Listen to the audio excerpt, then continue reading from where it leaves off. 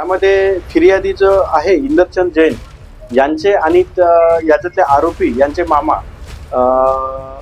यांचे भागीदारीमध्ये व्यवसाय होता आणि सदर व्यवसाय हा त्यांचा भाचा देवेंद्र चोरडिया हा 3 वर्षापासून बघत होता। त्यांनी जे काही जैन फार्मा नावाची कंपनी होती त्या फर्मचे जेवढे काही अकाउंट होते किंवा काही इथे त्याच्या नावानं होते आणि त्यांनी काय केलं त्यामध्ये की याचे जेवढे काही पैसे यायचे बाहेरून व्यवहाराचे ते व्यवहाराचे पैसे त्यांनी आपल्या खात्यावर वळते केले। आपल्या खात्यावर वळते करून त्याचा मिसयूज केला। मिसयूज करून ते पैसे त्यांनी स्वतः खर्च केले। यावरून इंदरचंद जैन यांना त्या गोष्टी शंका आली।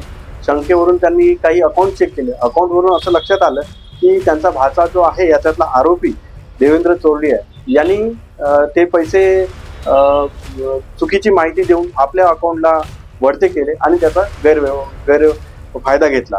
त्यावरून पोलीस स्टेशन गणेशपेठ येथे 420 406 भादवीचा गुन्हा दाखल करून तपासात घेतला। सदर तपासादरम्यान आरोपी यास अटक केलं आणि त्या आरोपीचा 3 दिवस PCR मिळाला। सध्या तो आरोपी इंट्रोगेशनमध्ये PCR मध्ये आहे। फिर्यादी यांचे असे म्हणणे आहे की सध्या ते 1.5 कोटीपर्यंत त्यांनी आम्हाला ही दिले आहे, स्टेटमेंट दिले आहे। त्या ट्रान्झॅक्शनवरून त्यांचे आम्ही तपास करत आहोत। आणखी वाढण्याची 12 ते 13 कोटीपर्यंत वाढण्याची शक्यता आहे। तपासामध्ये ते निष्पन्न होत। सध्या तर आरोपी हा एकटाच आहे, तो स्वतः एकटाच आहे असं सांगत आहे, परंतु तपासादरम्यान पुन्हा जर काही आरोपी निष्पन्न होण्याची शक्यता दिसून येते।